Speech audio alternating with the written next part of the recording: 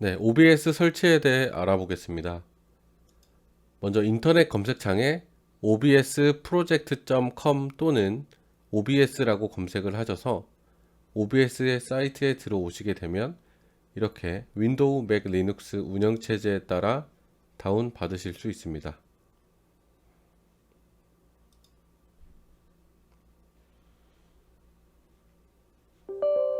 다운로드가 끝나시면 설치까지 해주시면 됩니다.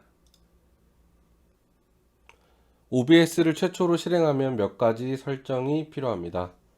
우측 하단에 보면 설정 버튼이 있고 좌측 상단의 파일에도 설정이 있습니다. 네, 설정으로 들어오시면 먼저 일반 설정이 있습니다. 일반 설정에서 일반 섹션에서는 언어와 테마를 선택할 수 있습니다. 그 다음 그 하단에 체크되어 있는 프로그램을 시작할 때 자동으로 판올림이 있나 확인, 이 부분은 OBS를 실행할 때 업데이트를 한다, 이것을 의미합니다. 기본적으로 활성화해 두시면 됩니다. 나머지는 크게 설정할 것이 없습니다. 그 다음 방송입니다.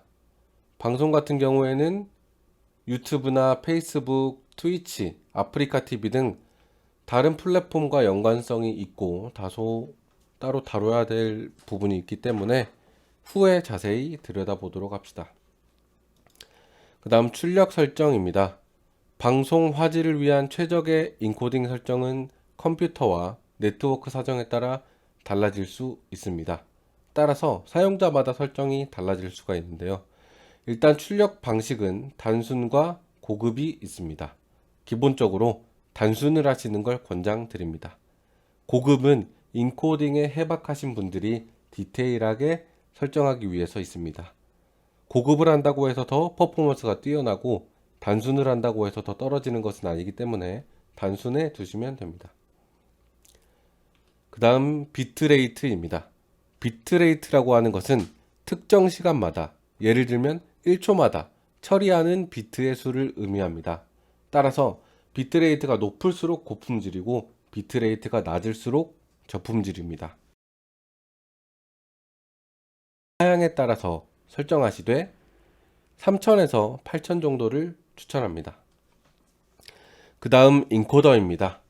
저 같은 경우는 엔비디아사의 그래픽카드를 쓰기 때문에 하드웨어 NVENC로 설정했습니다. 만약에 AMD사의 그래픽카드를 쓰고 계신다면 하드웨어 어드밴스드 미디어 파운데이션을 선택하시면 되고, 내장 그래픽을 사용하시면 QSV, 별도의 그래픽카드가 없으시면 소프트웨어 X264를 사용하시면 됩니다. 오디오 비트레이트 같은 경우에는 기본적으로 160에 설정하고 두시면 됩니다. 그 다음 녹화 경로입니다. 녹화를 하신 파일을 저장할 경로를 의미합니다.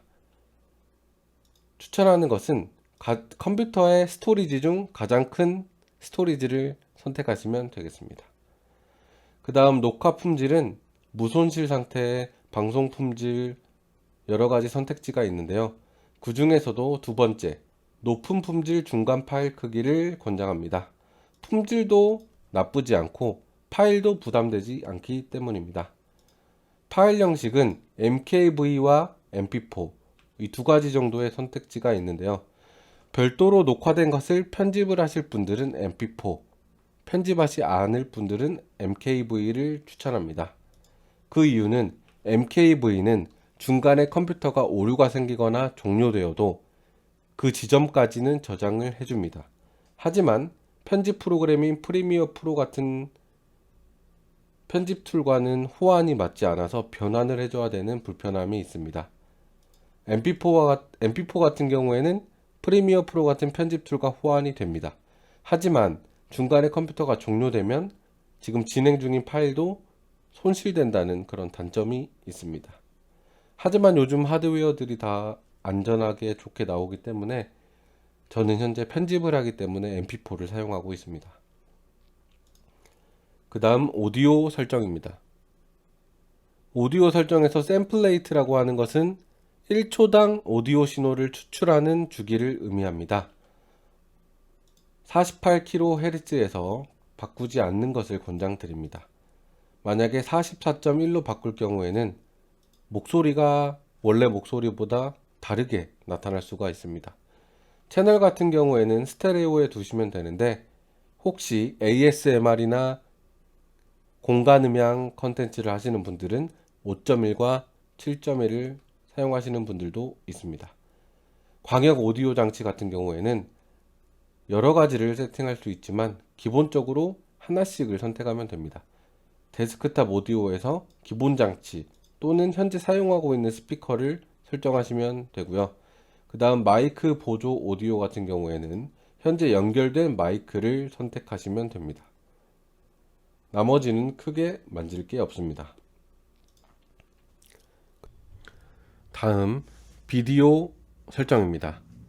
기본 캔버스 같은 경우에는 FHD인 1920, 1080으로 되어 있습니다. 하지만 사양이 안 좋으신 분들은 1280, 720으로 줄이시는 걸 추천드립니다. 그 다음 출력 조정된 해상도는 기본 캔버스와 같게 하시면 되겠습니다. 공통 FPS 값은 게임이나 영상 등 동적인 컨텐츠를 하시는 분들은 60, 아니면 PPT와 단순 발표, 정적인 컨텐츠를 하시는 분들은 30으로 두셔도 무방합니다. 단축키와 같은 경우에는 개인 기호에 따라 달라지기 때문에 여러분들이 사용하시다가 필요하신 단축키를 등록해서 사용하시면 됩니다. 고급 설정은 별도로 다룰 건 없습니다. 설정은 여기까지 마치겠습니다. 자, 이제 본격적으로 강의를 녹화하거나 실시간으로 방송하기 위한 화면을 채워보도록 하겠습니다. 왼쪽 하단에 보시면 장면 목록이 있습니다. 여기서 장면이라고 하는 것은 연극이나 뮤지컬에서 무대와 같은 개념입니다. 사람들이 모니터 또는 핸드폰으로 보는 영상 화면을 구성하는 것입니다. 일단은 기본적으로 장면이라는 이름으로 되어 있지만 저희는 다른 이름으로 추가해 보겠습니다. 추가하는 방법은 플러스 버튼을 누르시고 장면의 이름을 입력하시면 됩니다. 강의 화면이라고 만들어 보겠습니다. 같은 방법으로 대기 화면과 화면 조정 중까지 만들겠습니다. 이렇게 하면 장면은 기본 하나 있던 것에서 강의 화면, 대기 화면, 화면 조정 중 총 4가지가 되었습니다. 기본적으로 있던 장면은 삭제를 해주겠습니다. 여기 보이시는 마이너스 기호 또는 우클릭해서 제거를 하셔도 됩니다. 그 다음 여기 있는 화살표 버튼은 장면의 순서를 바꾸는 것입니다. 대기 화면, 강의 화면, 화면 조정 중 순서로 두시면 되겠습니다. 자, 이제 소스 목록에 대해서 알아보겠습니다. 소스 목록은 장면이란 무대에 꾸며지는 무대 장치들, 재료들을 의미합니다. 소스 목록에 플러스 버튼을 누르게 될 경우에 여러가지 소스의 타입별로 정리가 되어 있습니다. 플레이하고 있는 게임을 캡처하고 싶으면 게임, 모니터 화면, 디스플레이를 그대로 캡처하고 싶으면 디스플레이 캡처, 동영상은 미디어 소스, 실행 중인 및 브라우저는 브라우저, 비디오 캡처 장치는 카메라를 의미합니다.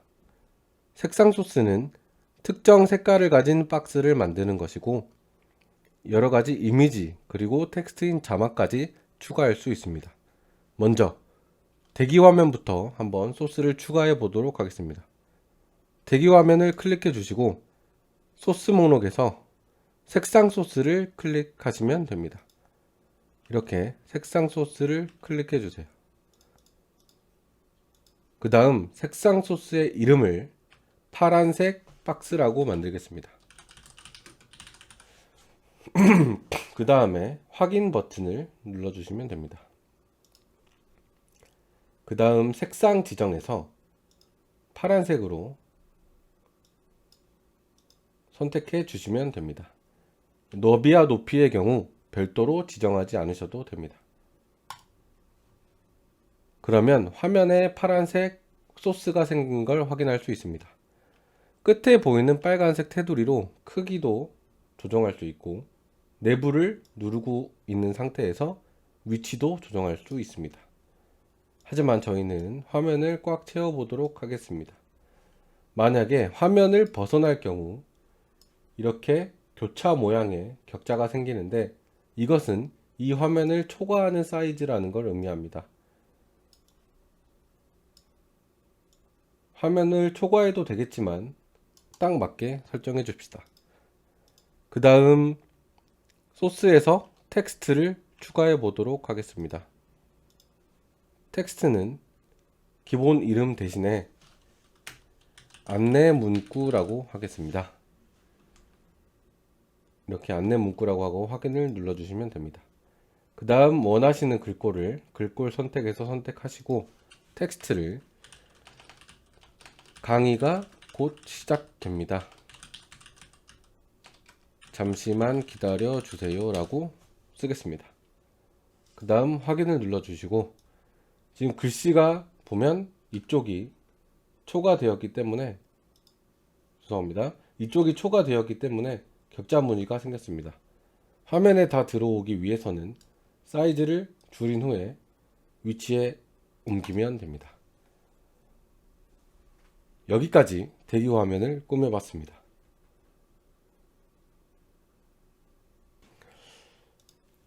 자, 그 다음은 강의 화면을 구성해 보도록 하겠습니다. 강의 화면을 클릭해 주시고 비디오 캡처 장치를 만드시면 됩니다. 플러스 버튼을 누르시고 비디오 캡처 장치 클릭하셔서 생성해 주시면 됩니다. 한번 다시 만들어 보겠습니다. 비디오 캡처 장치 하고 확인을 누르시면 현재 이렇게 컴퓨터에 캠이 연결되어 있는 경우에 이렇게 캠이 연결됩니다. 해상도와 FPS 유형은 그대로 두는 것도 좋겠지만 원하시는 대로 설정하셔도 됩니다. 저는 이렇게 화면을 채운 후에 비율에 맞게끔 내려보도록 하겠습니다. 네, 그러면 이렇게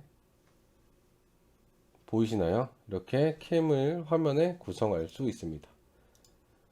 캠이 구성이 되었고 이제 강의를 할 소스를 채워 봅시다. 강의를 할 소스를 채우는 방법은 두 가지가 있습니다. 먼저 디스플레이를 캡처하는 방법입니다. 디스플레이를 캡처하는 방법은 현재 모니터에서 보고 있는 화면을 그대로 캡처하는 방법입니다. 여기 디스플레이 캡처를 눌러주시고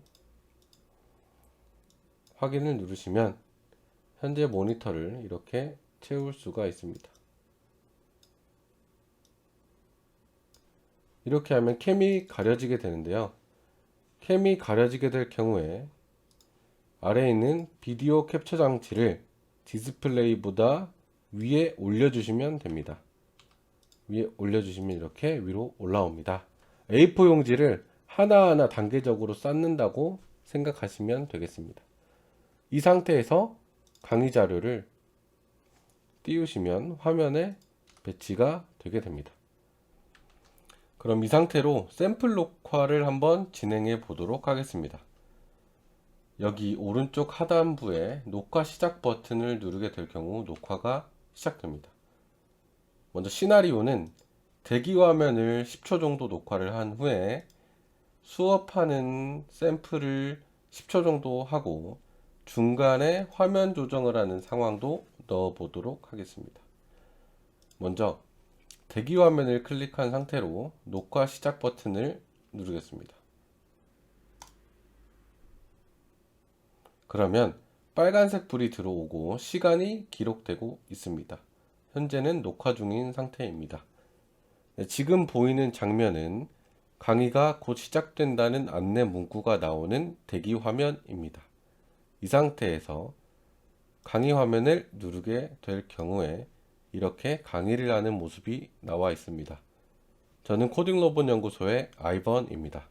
현재 지금은 OBS 가이드에 대한 영상을 만들고 있습니다. 네, 이렇게 수업에 대한 샘플은 여기서 마무리하려고 했으나 잠시 화장실에 가야 하기 때문에 화면 조정 중을 띄워놓겠습니다. 지금은 화면 조정 중이 출력되고 있습니다. 그리고 다시 돌아와서 이상으로 수업을 마치겠습니다. 네, 이렇게 시뮬레이션을 끝내고 여기 있는 녹화 중단 버튼을 누르면 됩니다. 네, 그 다음 이렇게 녹화가 된 결과물을 확인하고 배포하기 위해서 여기 녹화 저장 폴더 열기를 누르시고 녹화 경로에서 녹화된 것을 확인하실 수 있습니다. 다 같이 확인해 보겠습니다. 다시 처음부터 돌리고요. 그러면 빨간색 불이 들어오고 시간이 기록되고 있습니다. 현재는 녹화 중인 상태입니다. 지금 보이는 장면은 강의가 곧 시작된다는 안내 문구가 나오는 대기 화면입니다. 이 상태에서 강의 화면을 누르게 될 경우에 이렇게 강의를 하는 모습이 나와 있습니다. 저는 코딩로봇 연구소의 아이번입니다. 현재 지금은 OBS 가이드에 대한 영상을 만들고 있습니다. 네, 이렇게 수업에 대한 샘플은 여기서 마무리하려고 했으나 잠시 화장실에 가야 하기 때문에 화면 조정 중을 띄워놓겠습니다. 지금은 화면 조정 중이 출력되고 있습니다. 그리고 다시 돌아와서 이상으로 수업을 마치겠습니다. 네, 이렇게 시뮬레이션을 끝내고 여기 있는 녹화 중단 버튼을 누르면 됩니다. 자, 그럼 시뮬레이션에서 뭔가 한 가지 단점이 있었습니다. 바로 장면을 전환할 때 이렇게 깔끔한 화면에서 OBS를 띄워서 이렇게 장면을 바꿔야 된다는 불편한 점입니다. 듀얼 모니터라면 이 OBS를 한쪽으로 치워놓고 할 수 있겠지만 혹시나 모니터가 한 대이신 분을 위해서 단축키 사용법을 알려드리고자 합니다. 설정에 단축키에 들어가셔서 생성된 장면 이름이 이렇게 있는데요. 장면 전환에 원하시는 순서대로 장면 전환을 예를 들어서 F1, 대기 화면을 F2, 화면 조정 중을 F3이라고 하시면 이렇게 수업을 하다가도 장면들을 키보드 버튼으로 바꿀 수 있는데 하마터면 큰일 날 뻔했네요. PPT의 단축키와도 겹쳐버리게 됐습니다. 그러면 다시 설정에 들어가서 PPT와 겹치지 않게끔 890으로 해보겠습니다. 그러면 키보드를 890 누를 때마다 마우스 클릭 없이 장면을 바꿀 수 있게 됐습니다. 그러면 이렇게 수업을 진행하시다가 장면을 이렇게 바꾸시면 됩니다. 현재 제가 0을 누른 상태입니다. OBS는 화면 조정 중으로 바뀌었습니다. 다시 8을 누르게 되면 수업으로 돌아오겠죠. 이렇게 수업을 하시다가 장면 전환도 단축키를 통해서 가능하다는 점 알려드립니다. 자, 여기까지 잘 따라오셨을까요? 여러분들이 한 분 한 분 다 컴퓨터 사양이 다르고 마이크와 웹캠 상태도 달라서 다소 어렵게 느껴지시는 분들도 계실 겁니다. 그 어려운 부분들을 덜어드리고자 마이크 필터에 대해서 알려드리겠습니다. 마이크 보조에 보시면 톱니바퀴 모양이 있습니다. 이 톱니바퀴 모양에 들어오시면 필터가 있습니다. 여러가지 필터를 설정해 보겠습니다. 필터를 누르시고 저는 현재 기본적으로 세팅을 해 놓은 상태이기 때문에 모두 지워버리고 새로 세팅해 보겠습니다. 플러스 버튼을 누르시고 노이즈 게이트를 선택해 주시면 됩니다. 그 다음 소음 억제까지 선택해 주시면 됩니다. 마지막으로 증폭까지 선택해 주시면 됩니다. 자, 증폭이라 는 것은 마이크를 최대로 키워도 소리가 작으신 분들은 증폭의 데시벨을 올려주시면 됩니다. 그리고 소음 억제 기능은 더 높은 품질에서 딱히 바꾸시지 않아도 됩니다. 그 다음 노이즈 게이트는 폐쇄와 개방이 있는데요. 폐쇄는 말 그대로 마이크가 닫히는 그 역치값을 의미하고요. 개방은 마이크가 열리는 역치값을 의미합니다. 쉽게 말해서 주변에 시끄러운 소리나 화이트 노이즈가 발생하기 때문에 평소에 마이크를 닫아놨다가 사용자가 말을 할 때만 마이크를 열어놔서 잡음을 최대한 막게끔 하는 기능입니다. 이것은 폐쇄 역치값을 낮추거나 개방 역치값을 높이면서 마이크마다 다르기 때문에 테스트하면서 계속 올리고 내리고 하면 되겠습니다. 하지만 기본적으로 디폴트로 설치되어 있는 이 값에서 크게 벗어나진 않을 겁니다. 그 다음 준비 시간들은 그대로 두시면 됩니다. 이렇게 해서 모든 분들이 마이크까지 문제없이 세팅하시길 바랍니다. 지금까지 했던 내용으로만 가지고 여러분들은 충분히 온라인 강의를 녹화하실 수 있을 겁니다. 여기까지 마치겠고요. 잘 들어주셔서 감사합니다.